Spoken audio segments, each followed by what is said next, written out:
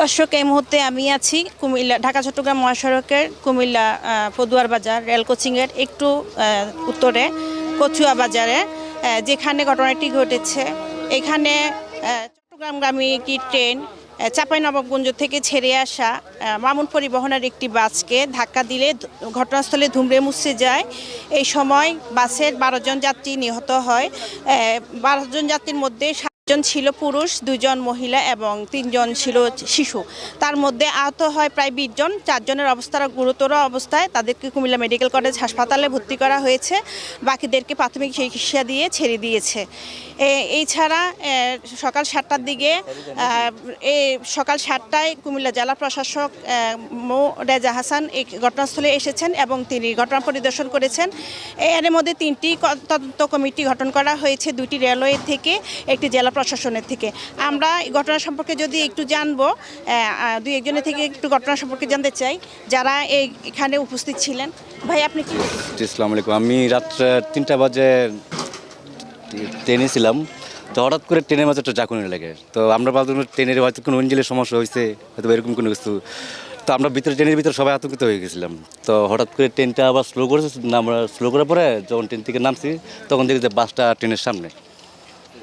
তো আমরা নাইমে গেছি, বাসের সামনে গেছি বলতে লাস্ট মানে 3-4টা লাস্ট গেটের সামনে পড়ে রয়েছে, মানে এলোমেলো পড়ে রয়েছে। তো আমরা গিয়ে লাস্ট নামাইছি, 11টা লাস্ট নামাইছি। নামানোর পরে ওদেরকে আবার অ্যাম্বুলেন্স পরে হাসপাতাল পাঠিয়ে দিয়েছে। আচ্ছা, আমরা আরও একজনের সাথে কথা বলবো যারা ট্রেনের কোনো যাত্রীর হতাহতের খবর আমরা এখন পর্যন্ত পাইনি। যারা নিহত হয়েছেন সবাই বাস যাত্রী। তো এই মুহূর্তে আমরা আরেকজন ট্রেনের যাত্রীর সাথে কথা বলার চেষ্টা করব, ওনারা কি দেখেছেন।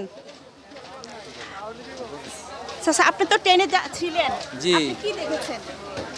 আমরা দেখেছি হট করে একটা শব্দ হয়েছে, গাড়িটা এনে আওয়ার পরে শব্দ হওয়ার পরে ভিতরে ওরা বৃষ্টি লাগছে।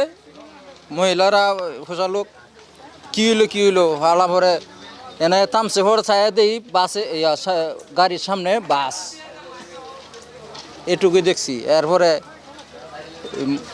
এলাকার মানুষে আইয়া পরে করে উদ্ধার করছে, এটুকুই শুনছি। আমরা ভিতর তো বাইরে নেই।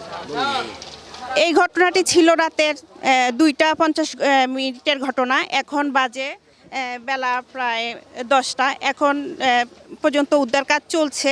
আখাউড়া থেকে সকাল 9টার দিকে একটি উদ্ধারকারী ট্রেন ঘটনাস্থলে এসে পৌঁছেছে। এখন পর্যন্ত উদ্ধার কাজ চলছে। তবে ট্রেন যাত্রীরা অক্ষত আছেন।